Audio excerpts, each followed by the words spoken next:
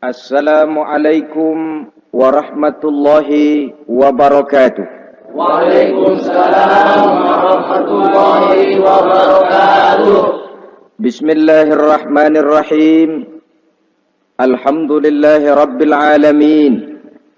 Wassalatu wassalamu ala ashrafil anbiya'i wal mursalin, imamil muttaqin, sayyidil ghurril muhajjalin, sayyidina wa maulana Muhammadin wa ala alihi wa ashabihil mujahidin at-tahirin limin rahimakumullah.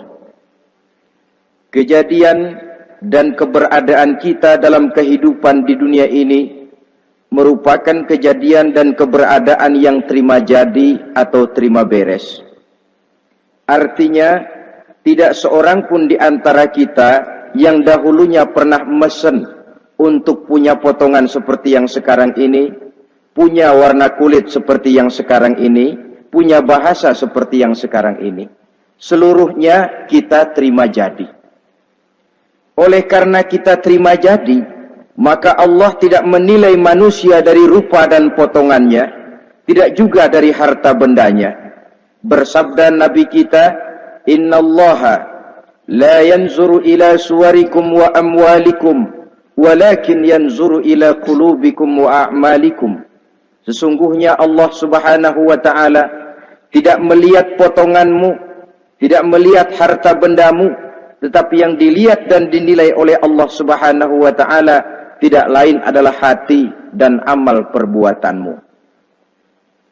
Kenapa rupa paras yang cantik tidak dijadikan penilaian utama oleh agama? Pertama, karena yang namanya cantik adalah relatif. Tergantung siapa yang memandang. Yang menurut saya cantik, menurut saudara belum tentu cantik. Dan yang menurut saudara cantik, menurut saya mungkin jelek, enggak ketulungan. Oleh karenanya, di kalangan para ahli cinta ada perbedaan pendapat. Sebenarnya cantik yang bikin orang jatuh cinta atau cinta yang menyebabkan orang jadi cantik. Dua-duanya bisa saja terjadi. Mungkin karena cantik orang lalu jatuh cinta, mungkin sudah kadong cinta biar gempor cantik juga. Tapi yang jelas cantik adalah relatif. Yang kedua, cantik itu temporer. Berubah oleh pergeseran masa dan pertukaran waktu. Tidak ada orang makin ke ujung makin cantik. Sekarang dia sedang sweet 17-an, umur 17-an, of course cantik bukan alam kepala. Seluruh yang ada dalam dirinya menjadi syair di kalangan para remaja. Rambutnya katanya ikal berderai, pipinya bakpao dilayang, lalu janggutnya katanya macam lebah bergantung, alisnya macam semut beriring. Kalau dia senyum orang pada lemes. Itu sekarang 2, 30, 40 tahun yang akan datang, kalau dia senyum mungkin orang lari semua.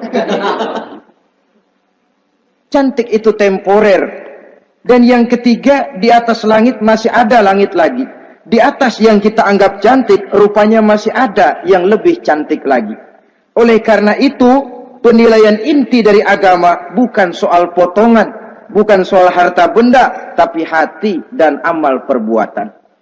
Alangkah lebih idealnya lagi kalau hati yang baik dan perbuatan yang baik berada pada rupa yang elok juga. Inilah yang dinamakan kecantikan zahir dan batin. Dan ini yang dimiliki oleh Nabi Allah Yusuf alaihi salam yang akan kita bicarakan pada pertemuan kita kali ini. Pantas kalau pada saat kita berdiri di muka cermin, disunahkan kita membaca doa seperti yang diajarkan Nabi, Allahumma kama hassanta khalqi fahassin khuluqi. Ya Allah, sebagaimana telah engkau baguskan rupaku, baguskan juga kiranya akhlak dan budi pekertiku. Supaya kecantikan zahir diiringi dengan kecantikan batin. So apa gunanya zahir yang cantik kalau batinnya berbahaya? Itu yang orang bilang, apa guna katanya berkain batik kalau tidak dengan kebaya? Apa guna berparas cantik kalau melulu bawa bahaya? Saudara-saudara yang saya hormati, Nabi Yusuf alaihi salam diberikan oleh Allah ketampanan zahir dan batin. Artinya, zahirnya beliau memang tampan, batinnya pun memang beliau adalah baik. Dan inilah kebaikan yang berlipat ganda. Kadang-kadang ada orang yang tampangnya sederhana saja, tapi batinnya baik. Itu lebih baik ketimbang yang zahir dan penampilannya baik, tapi batinnya rusak. Maka kebaikan yang dianugerahkan Allah dalam kehidupan ini, sesungguhnya bukan untuk to show only. Bukan cuma untuk sekedar dipamerkan, jadi kebanggaan, macam kontes ratu-ratuan yang manfaatnya hampir tidak ada. Kecantikan untuk disyukuri, kecantikan untuk digunakan kepada hal-hal yang bermanfaat sesuai dengan perintah dari yang memberikan kecantikan itu. Saudara-saudara yang saya hormati, Nabi Yusuf alaihi salam seorang nabi yang oleh Allah diberikan kecantikan zahir dan juga kecantikan batin. Beliau adalah putra dari Nabi Yakub, dari Nabi Ishak, dan dari Nabi Ibrahim alaihi salam. Artinya, ayah beliau bernama Nabi Yakub, kakeknya adalah Nabi Ishak, dan datuknya adalah Nabi Ibrahim alaihi salam. Ia bersaudara sebanyak 11 orang. Dari orang saudaranya ini hanya satu yang seibu sebapak, yaitu Benyamin. Sedangkan yang lain adalah saudara dari lain ibu. Nah, sejak kecil Nabi Yusuf ini sudah memperlihatkan tanda-tanda bahwa di kelak kemudian hari dia akan tumbuh menjadi seorang besar. Sebab itu wajar kalau ayahnya memberikan perlakuan yang agak istimewa kepada Nabi Yusuf. Dan ini tentu memancing sifat iri dari saudara-saudaranya yang lain. Apalagi pada satu malam Nabi Yusuf di kala remaja itu pernah mimpi. Mimpi ini beliau ceritakan kepada ayahnya. Kata beliau, "Ya abati, inni ra'aitu ahada asyara kawkaba wasyamsa wal qamara ra'aituhum li sajidin." Jadi satu hari Nabi Yusuf cerita kepada ayahnya, "Ayah, saya mimpi." Mimpi apa Yusuf?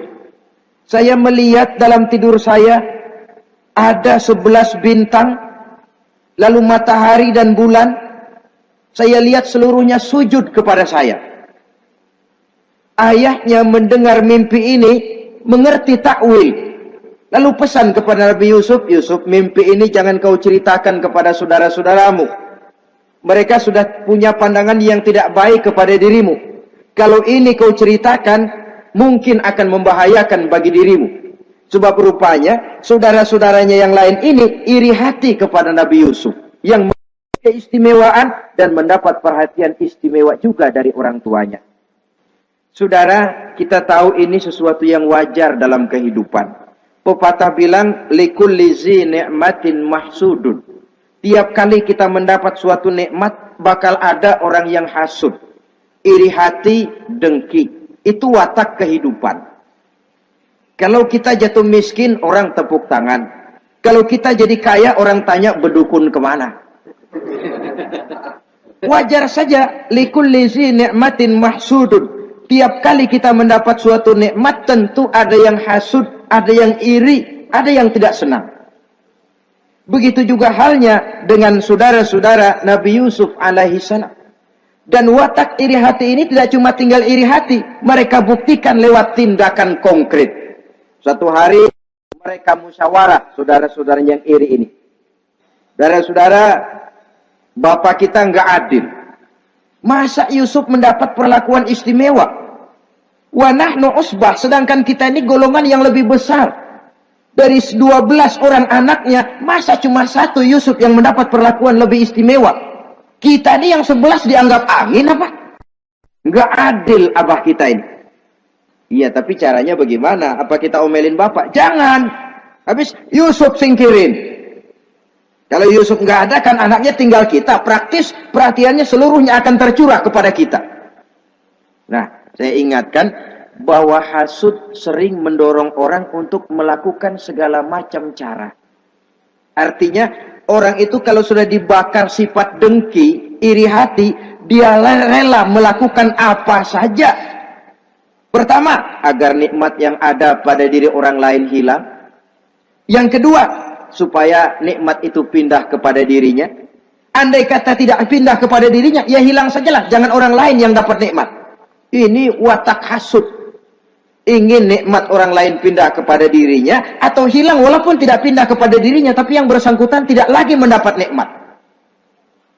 Untuk itu segala macam cara akan dilaksanakan. Ini dicontohkan dari usaha yang dilaksanakan oleh saudara-saudara Nabi Yusuf alaihissalam. Oke, setuju, kita singkirkan Yusuf. Tapi caranya bagaimana? Gampang.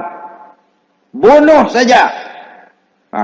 Kalau bunuh sih rasa-rasanya tidak sampai hati membunuh Yusuf. Lalu bagaimana? Kita kucilkan saja dia. Kita asingkan dari sini, kita buang jauh-jauh supaya dia tidak ada lagi kelihatan dalam pandangan Abah.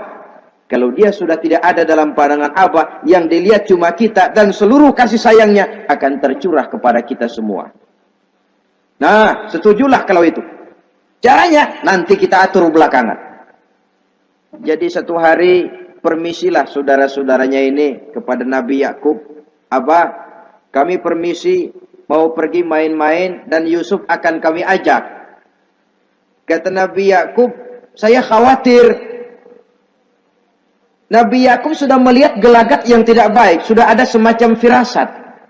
Saya khawatir kalau Yusuf kau bawa, nanti dia akan kena celaka atau dimakan oleh serigala, sedangkan kamu nanti akan lalai. Kata anak-anak yang lain, percaya dah Pak, saya akan jaga. Saya kan saudaranya, masa tega membiarkan Yusuf celaka atau dimakan serigala. Pokoknya aman, sip dah.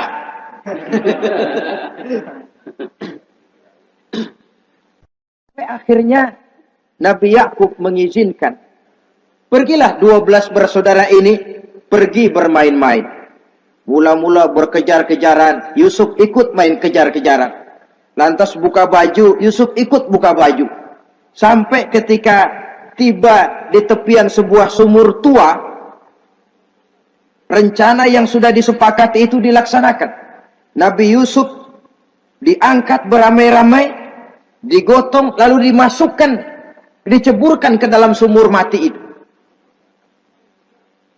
Kemudian baju Nabi Yusuf itu mereka basahi dengan darah kambing. Setelah itu mereka pun pulang menemui Nabi Yakub alaihi salam dengan rasa sedih yang dibikin-bikin. Ini penyakit hasud. Jadi kalau orang hasud kepada kita, begitu kita mendapat kesulitan, dia datang dengan air mata buaya. Belagak sedih, belagak ikut berduka cita, padahal sih hatinya sorak. Padahal batinnya girang bukan main. Pak, saya ikut berduka cita, Pak, saya ikut sedih. Padahal hatinya biar mampus loh. Ini yang dilakukan oleh saudara-saudara Nabi Yusuf. Mereka datang dengan air mata berurai, nangis, Abah. Ketika kami sedang main-main, Abah, kami lupa. Kami tinggalkan Yusuf sendirian. Ketika kami balik, kami cuma mendapati bajunya sudah berlumur darah. Barangkali saudara kami Yusuf dimakan oleh serigala. Nabi Yakub tercenung. Ternyata firasatnya adalah benar. Baju Nabi Yusuf itu yang berlumur darah kambing, buatan saudara-saudaranya yang hasud tadi, diciumi dan dipeluk oleh Nabi Yakub. Kepedihan seorang ayah yang ditinggalkan oleh anak tercintanya. Saudara, adapun Nabi Yusuf alaihi salam tercebur di sumur mati itu. Sampai pada satu hari ada khalifah, ada kafilah niaga dari negeri Madian hendak menuju ke negeri Mesir, lewat di tempat itu. Ketika salah seorang mereka bernama Malik bin Dho'ar hendak mengambil air, timba diturunkan ke dalam sumur. Begitu diangkat, ini air kok berat amat. Makin diangkat, makin berat, sampai di atas bukan air, orang isinya. Ada orang di ember. Dia lihat rupanya sangat tampan, elok, cantik. Ini barangkali anak bangsawan ini. Parasnya begini cantik, begini tampan. Ini kalau dijual di Mesir nanti tentu harganya mahal nih. Order nih. Objek. Maka dibawalah Yusuf ini ke negeri Mesir. Setibanya di sana diperjualbelikan sebagai budak belian. Nah, nasib baik rupanya Yusuf ini ketika terjadi pelelangan dibeli oleh seorang pembesar istana, seorang menteri yang bernama Kitfir. Kitfir melihat, ini cantik anak remaja ini. Tampangnya elok, parasnya indah, kelihatannya budi pekertinya pun halus. Kita ambil saja ini, kata Kitfir kepada istrinya Zulaikha. Kita angkat dia jadi anak, siapa tahu nanti dia memberikan manfaat yang besar bagi kita. Baiklah, baiklah. Dan sejak saat itu, Yusuf dipelihara di rumah Kitfir dalam istana yang tinggal bersama istrinya Zulaikha. Menurut satu riwayat, 10 tahun lamanya Nabi Yusuf tinggal di tempat Kitfir. Dan selama 10 tahun itu tentu terjadi perkembangan baik jasmaninya maupun rohaninya. Dari anak-anak ia berubah menjadi remaja, lalu meningkat ke arah dewasa. Makin matang kedewasaannya, makin tampan dan elok parasnya, makin cantik budi pekertinya, ditempa oleh watak kenabian yang disiapkan oleh Allah Subhanahu wa ta'ala. Sehingga tidak heran ketampanan Nabi Yusuf ini lalu jadi buah bibir di kalangan istana. Tidak cuma anak perempuan bangsawan, tidak cuma istri para penguasa, sampai kepada kelompok orang awam selalu berandai-andai, kalau saja andai kata umpama saya bisa berdampingan dengan Yusuf, kalau saja kata-kata kalau saja ini keluar dari perempuan-perempuan yang melihat Yusuf alaihissalam. Dan yang unik, kecantikan Nabi Yusuf itu, kalau dia berdampingan dengan orang yang jelek, si jelek ini ikut sedikit cantik. Biasanya kan kalau ada orang ganteng, duduk berdampingan sama orang jelek, ganteng makin kelihatan kegantengannya, yang jelek makin demek. Itu biasanya. Tapi kecantikan Nabi Yusuf ini tidak mengangkat orang lain. Nah, rupanya yang tertarik kepada ketampanan Nabi Yusuf ini tidak cuma perempuan-perempuan lain, juga termasuk Siti Zulaikha, istri daripada Kitfir, yang merupakan ibu angkatnya. Kalau pada mulanya Zulaikha merawat Nabi Yusuf sejak kecil dengan harapan nanti akan membawa manfaat, setelah dilihatnya makin lama makin tampan, makin lama makin cantik, makin lama makin rupawan, berubah rupanya rasa kasih sayang seorang ibu menjadi kasih sayang seorang perempuan kepada laki-laki. Dia merindukan saat-saat di mana dia bisa mencurahkan rasa hatinya itu kepada Nabi Yusuf alaihi salam. Hampir-hampir nyaris Zulaikha ini, kalau istilah anak muda barangkali, siang jadi kenangan, malam jadi impian. Kemanapun dia pergi, bayangan Yusuf juga yang selalu menggodanya. Selalu ditunggunya saat-saat yang mungkin untuk dia bisa menyampaikan hasrat hatinya kepada Nabi Yusuf alaihi salam. Dan saat itu pun datang. Satu hari Kitfir harus menghadiri persidangan negara. Rumah besarnya lenggang, para pembantu kebetulan tidak seorang pun ada di dalam. Inilah saat yang ditunggu-tunggu oleh Zulaikha.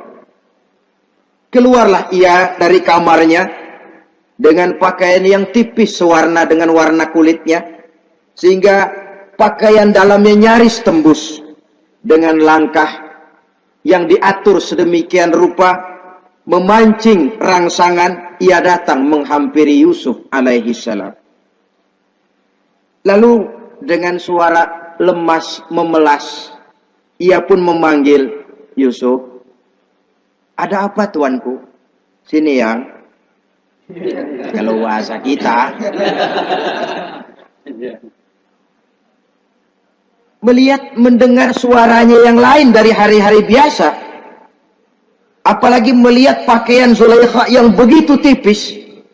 Jantung Nabi Yusuf berdetak sangat cepat. Darah mengalir dengan cepat. Maklum, beliau juga manusia, laki-laki, normal terlepas dari kenabiannya. Jantungnya dak-dik-duk. Kemari Yusuf, sini. Ada apa tuanku? Sudah lama Yusuf. Lama apa tuanku? Saya memendam rindu kepadamu Yusuf. Siang malam engkau juga yang jadi tumpuan harapan saya. Kemanapun saya pergi seakan wajahmu juga yang saya lihat Yusuf. Tidur saya jadi tak nyenyak. Makan saya tak pernah membawa kekenyangan Yusuf. Tidur yang biasanya mendatangkan semangat seolah semuanya pergi meninggalkan saya Yusuf.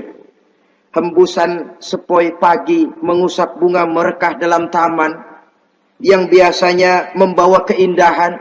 Semuanya telah berganti dengan keindahan wajahmu Yusuf. Sinilah sebentar penuhi hasrat hati saya. Saya segan tuanku. Segan kenapa Yusuf? Saya tidak mau mengkhianati tuan saya yang telah berbuat baik kepada saya. Apakah saya juga tidak pernah berbuat baik kepadamu? Benar, Tuan juga berbuat baik kepada saya. Tapi pantang saya mengkhianati majikan saya. Yusuf, sekarang kesempatan yang baik. Kitfir, suami saya, sedang menghadiri persidangan penting di negara, di istana, dan rasanya akan lama dia baru kembali. Sementara para pembantu kita tidak ada di sini. Saya malu tuanku, saya segan. Malu kepada siapa? Tidak ada yang tahu, tidak ada yang lihat. Allah. Saya takut, saya malu kepada Allah tuanku. Padahal kalau menurut ukuran hati, Quran menjelaskan walaqad hammat bihi wa hamma biha. Sebenarnya Zulaikha cinta kepada Yusuf, Yusuf pun senang kepada Zulaikha. Itu iblis sibuk bukan main memasang jerat, pasang besi berani biar pada nyetrum.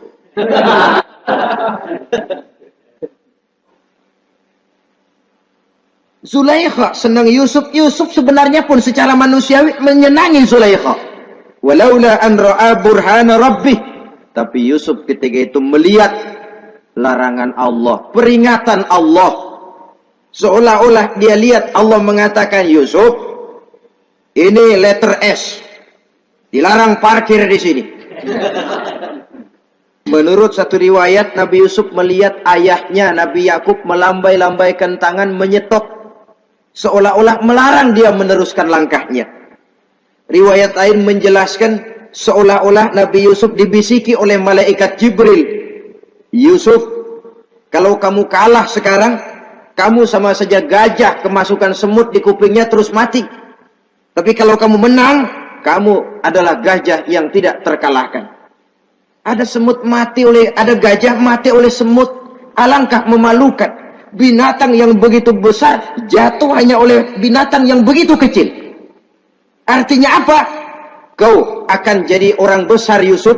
Apakah harus gagal dan jatuh cuma karena bujuk rayu seorang perempuan macam ini? Satu riwayat menjelaskan semacam itu. Sehingga mantap Yusuf, maaf tuanku, saya malu kepada manusia, saya malu kepada majikan, tapi saya lebih malu lagi kepada Allah. Saat ini majikan tidak tahu, orang seorang pun tidak ada yang lihat, tapi Allah pasti lihat. Itu yang saya malu. Ah Yusuf, jangan sok kalem. Mumpung situasi mengizinkan, mubazir nih. Zulaikha pun berangkat pergi ke tempat pembaringan, ke tempat tidur. Lalu dengan pose yang merangsang, aduhai, melambai-lambaikan tangannya, hai talak, Yusuf sini, Yusuf kemari. Nabi Yusuf dipelihara oleh Allah. Ketika Nabi Yusuf tetap menampakkan keengganannya, Zulaikha jadi berang. Ya namanya istri pembesar ditolak oleh anak muda yang menurut penilaian dia nggak ada apa-apanya. Lu kan kecemplung di sumur, gua pungutin. Cuma sekedar segini aja nggak mau nurutin, kebangetan amat. Bukan Zulaikha kalau nggak nekat.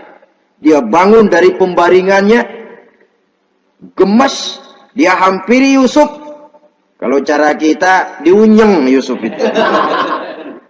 Dipaksa Nabi Yusuf berlari ke arah pintu, ditarik bajunya dari belakang oleh Zulaikha, sobek belakang bajunya ini.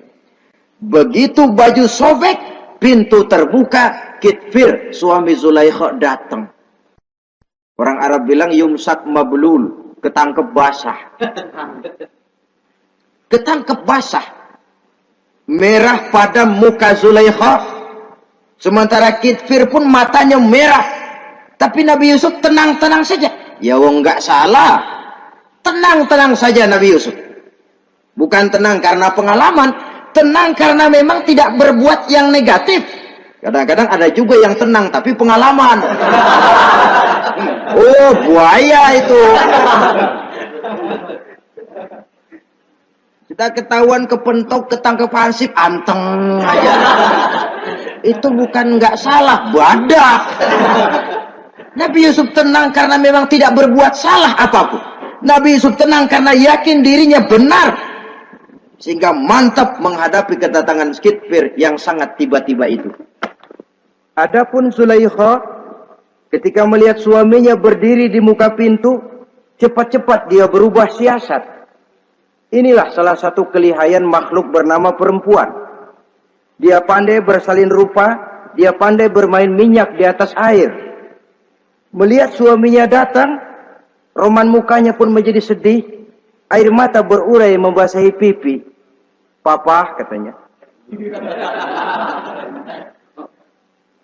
Apa balasan bagi orang yang mau menistakan istri papa?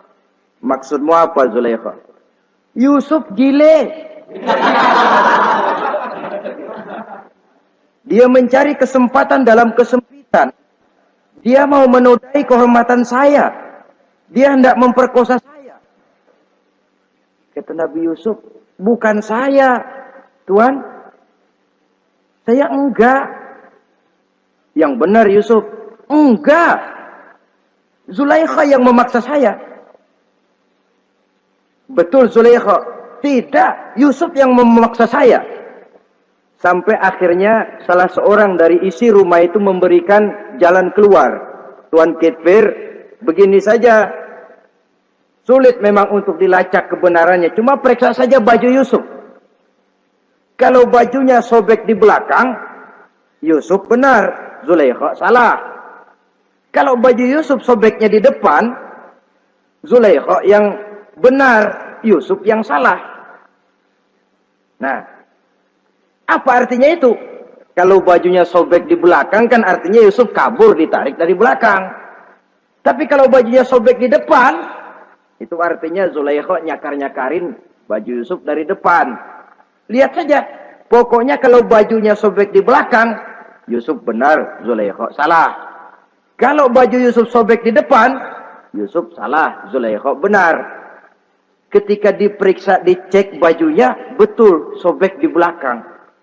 Artinya Yusuf benar, Zulaikha yang salah. Kata Kitfir, Zulaikha, jelas sudah bagaimana kejadian yang sebenarnya. Oleh karena itu, bertaubatlah kamu kepada Allah. Dan kau Yusuf, jangan ceritakan peristiwa aib ini kepada siapapun. Untuk menjaga nama baik kita bersama.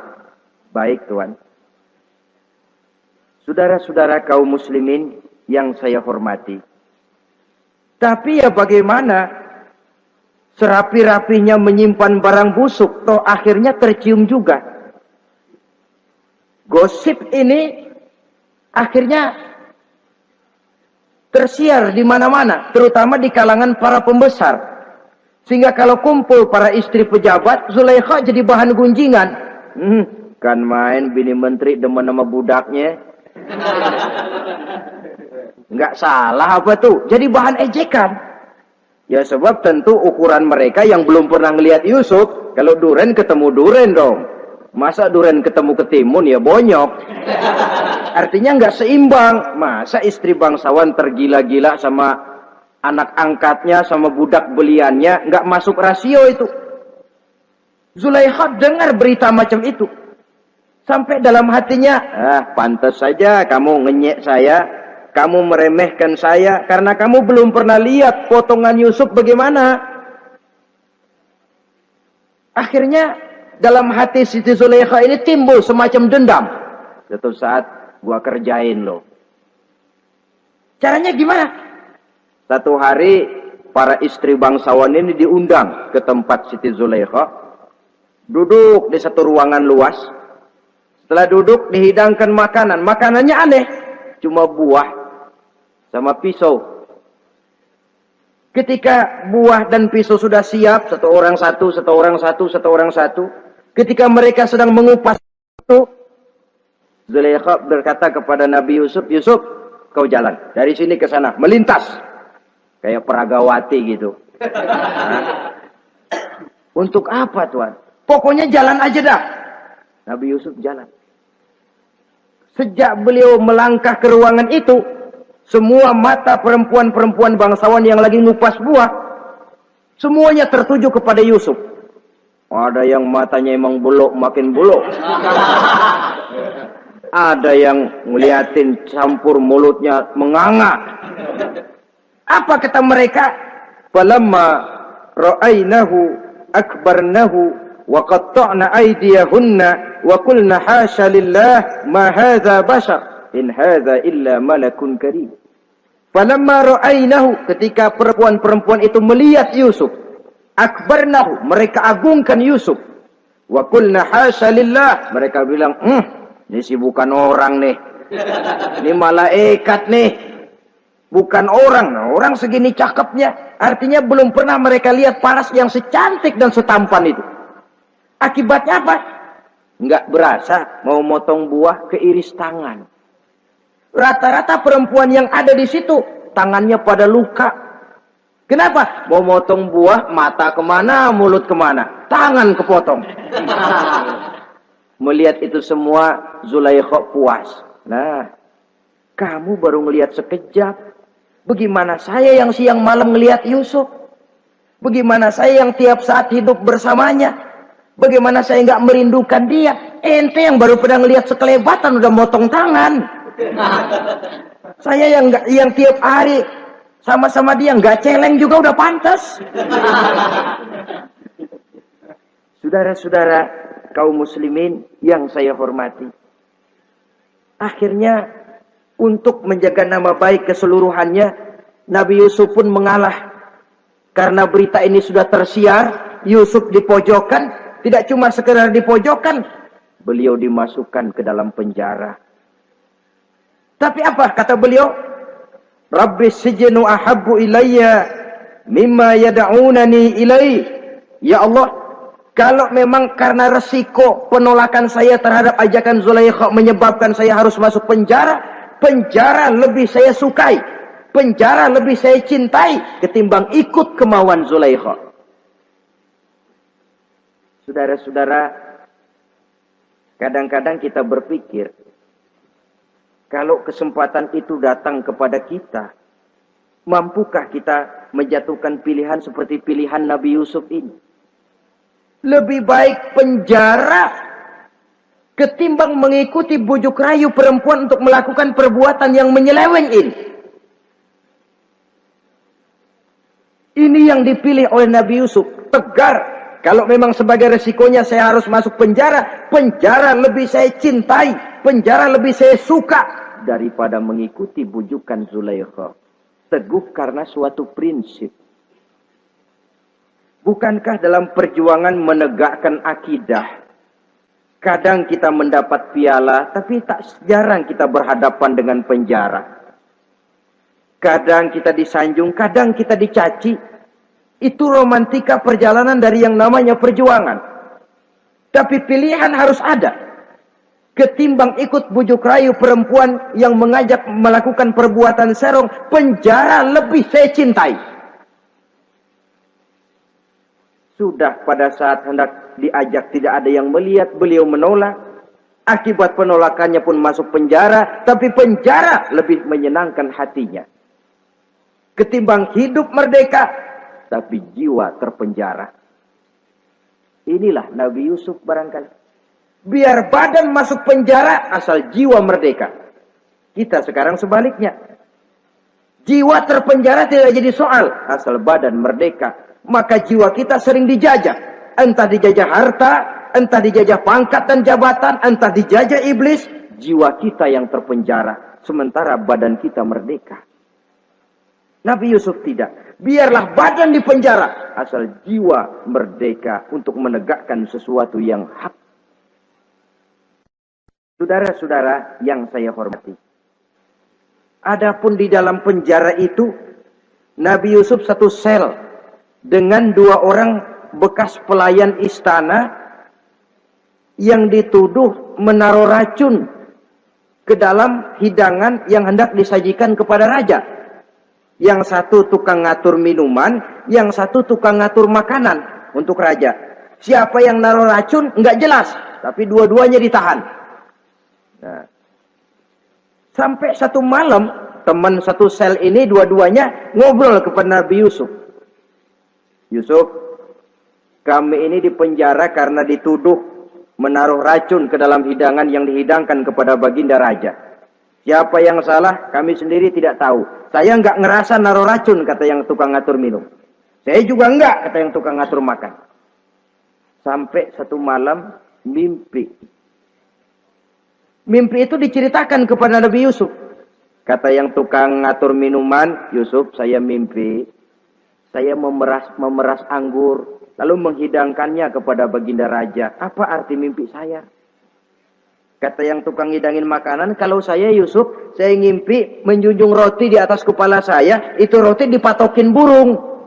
Apa arti mimpi saya? Saudara-saudara, Nabi Yusuf tersenyum. Adapun kamu yang mimpi memerah anggur, kamu akan keluar dari penjara bebas dan akan kerja lagi di istana. Adapun kamu yang mimpi menjunjung roti dipatokin burung, kamu akan dihukum mati, disalib, dan kepalamu akan dipatokin oleh burung. Ini tukang roti ngotot, bisa aja lu ah. Ya lempengan apes ramalannya.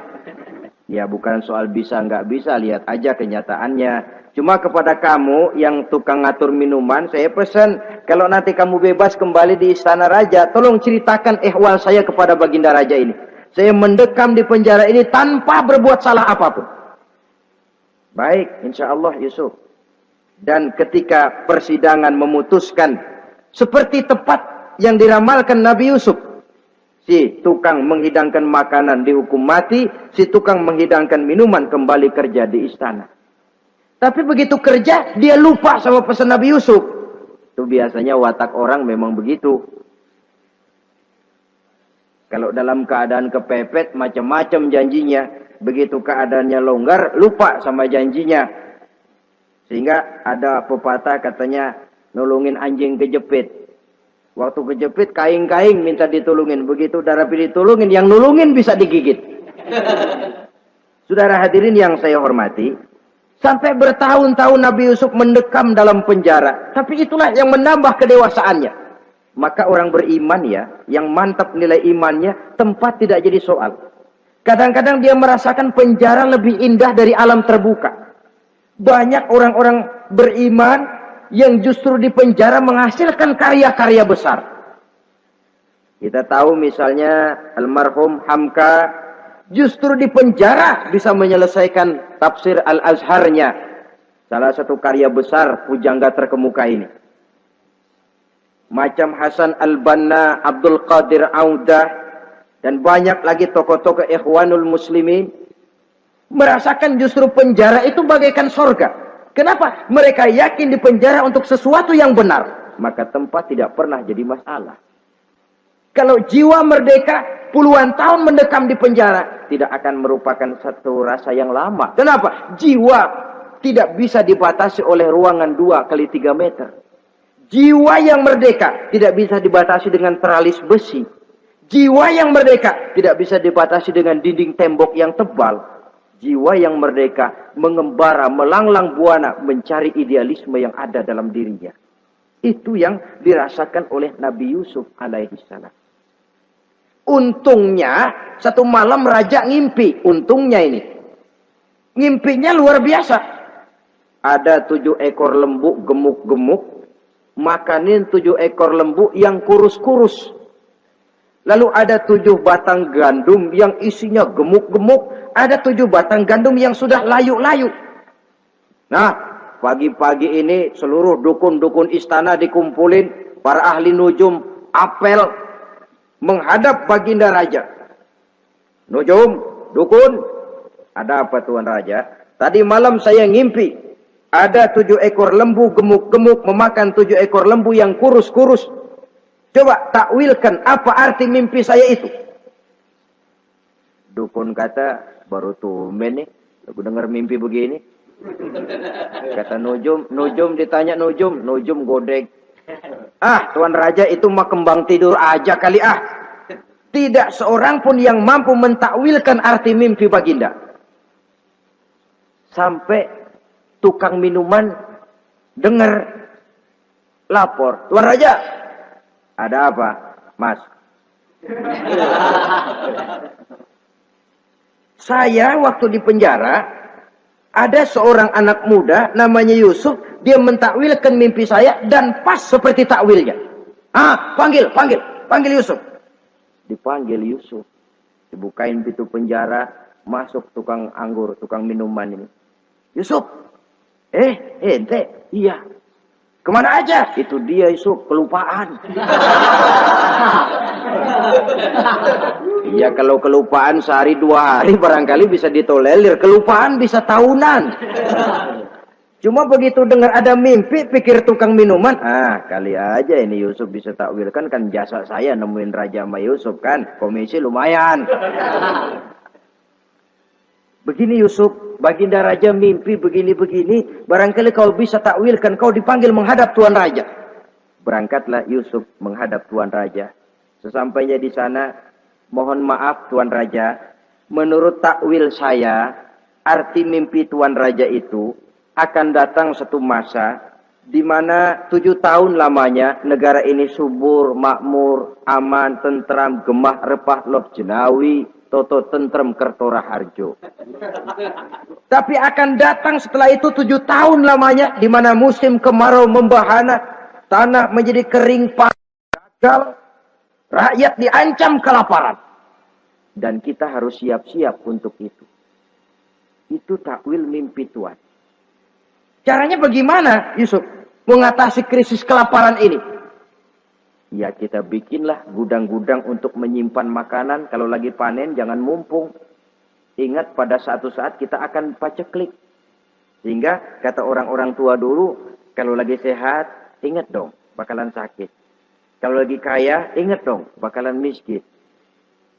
Semuanya itu milik daripada kehidupan. Tidak ada orang yang ketawa terus dalam hidup.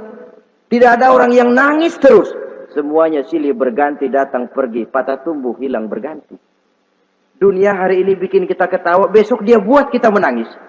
Hari ini dibuatnya kita senyum, besok dibuatnya kita berurai air mata. Hari ini dijadikannya kita kaya, besok dijadikannya kita kere. Pantas kalau orang bilang, wamal hayatud dunya, Allah mengatakan wamal hayatud dunya illa lahun wala'ib. Hidup dunia ini cuma sandiwara. Tiap kita sekarang sedang memegang peranan. Ketika memegang peranan, ya jadi orang kaya peranan, jadi kiai peranan, jadi jenderal peranan. Sama saja dengan wayang golek.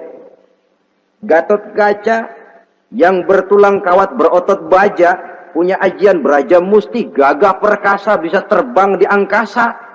Hebat perkasa Gatot Kaca. Kapan? Waktu dipegang dalang. Betul apa benar? Gagahnya Gatot Kaca, sakti mandragunanya sang Gatot Kaca. Kapan itu? Waktu dipegang dalang. Begitu peranannya selesai, sama dalang dimasukin ke kotak, diam aja Gatot Kaca.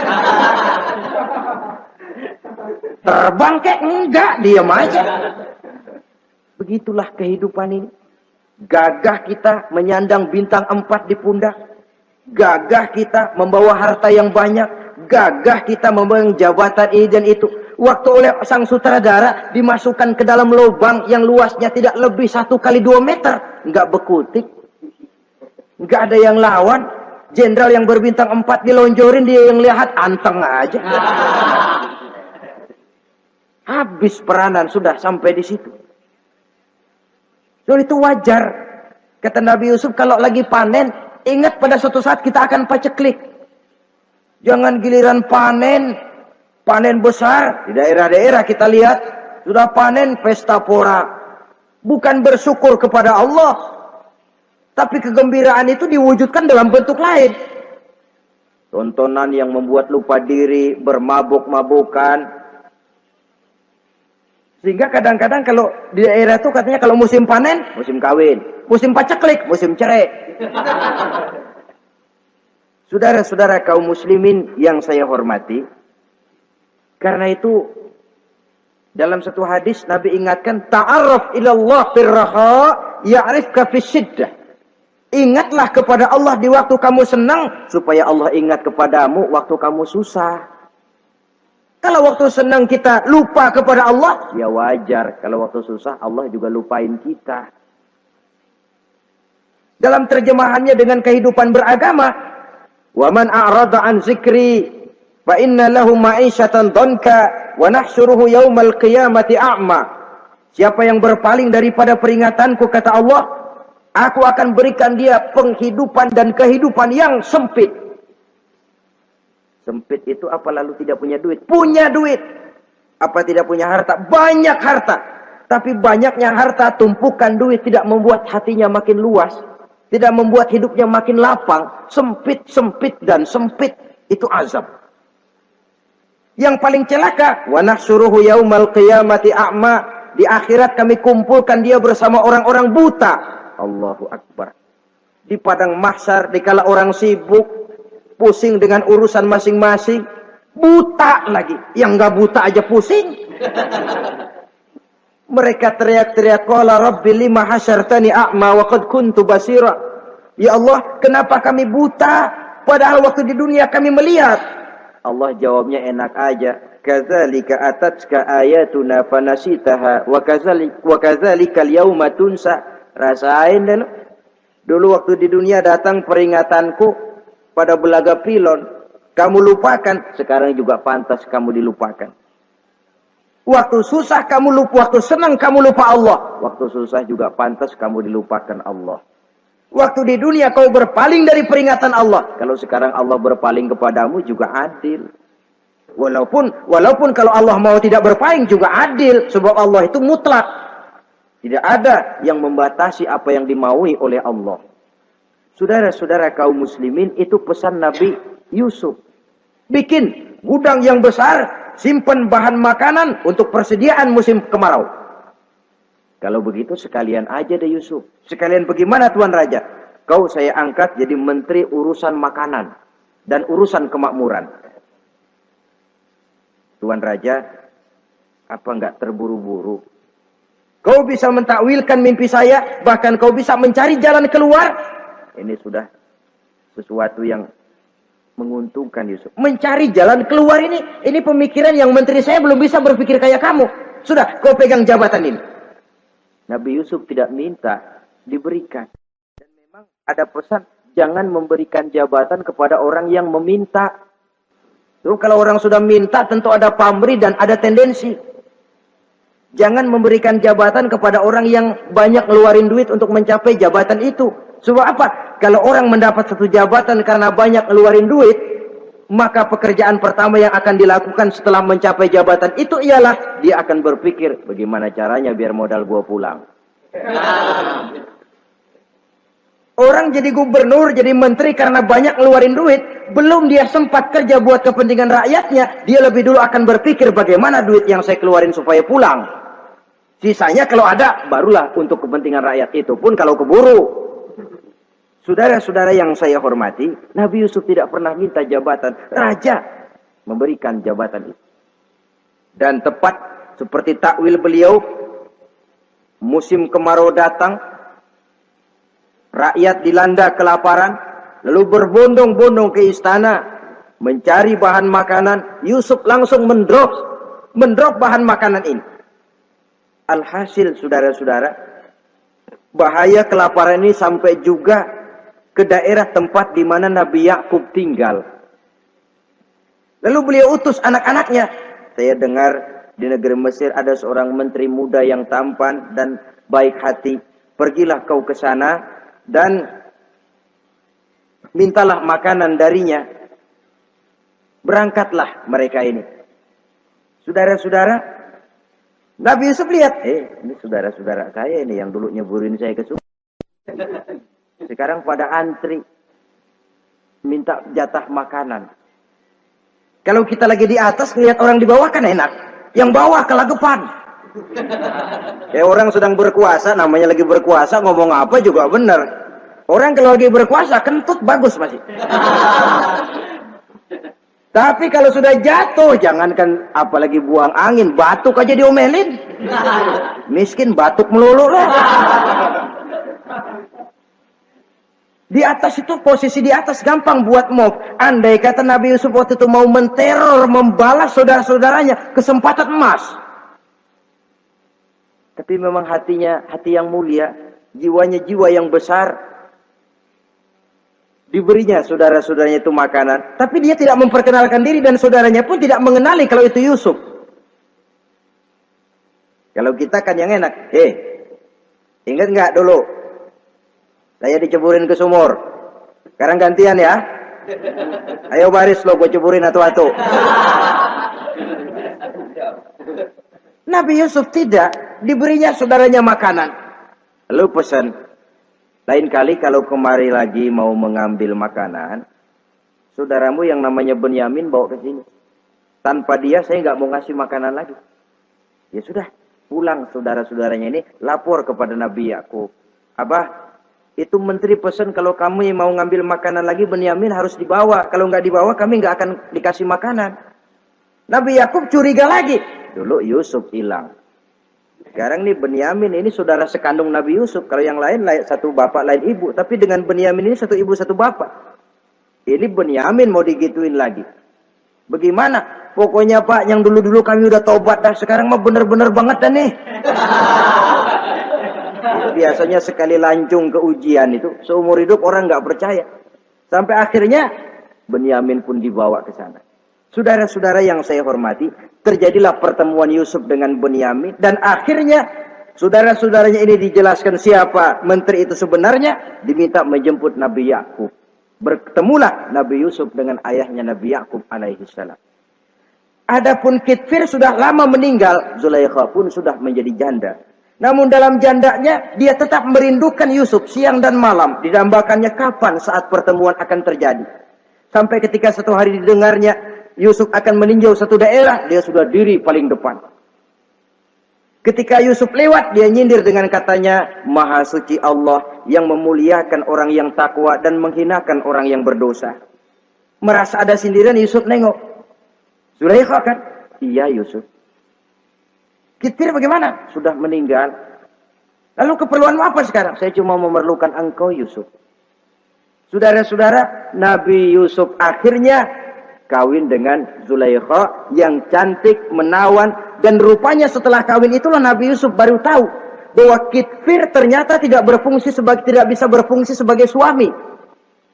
Dengan kata lain, puluhan tahun Zulaikha kawin dengan Kitfir tetap perawan, utuh, awet. Rupanya Kitfir liwat terus dan numpang liwat, nggak pernah mampir. Dan sejak saat itu berbahagialah Nabi Yusuf dengan Siti Zulaikha. Kita ambil hikmah dari riwayat singkat ini. Pertama, kecantikan zahir lebih penting, kecantikan batin lebih penting dari kecantikan zahir. Alangkah lebih baik lagi kalau kecantikan zahir itu berpadu dengan kecantikan batin. Karena dalam pandangan Islam, Allah tidak menilai manusia dari rupa dan harta, tetapi dari hati dan amal perbuatan. Yang kedua, bahwa ujian dan cobaan yang diterima Nabi Yusuf tetapi dihadapi dengan ketabahan pada akhirnya menghasilkan kebahagiaan dunia dan kebahagiaan akhirat. Inilah saja pertemuan yang singkat ini, mudah-mudahan ada manfaatnya. Terima kasih atas segala perhatian, mohon maaf atas segala kekurangan. Wassalamualaikum warahmatullahi wabarakatuh. Waalaikumsalam warahmatullahi wabarakatuh.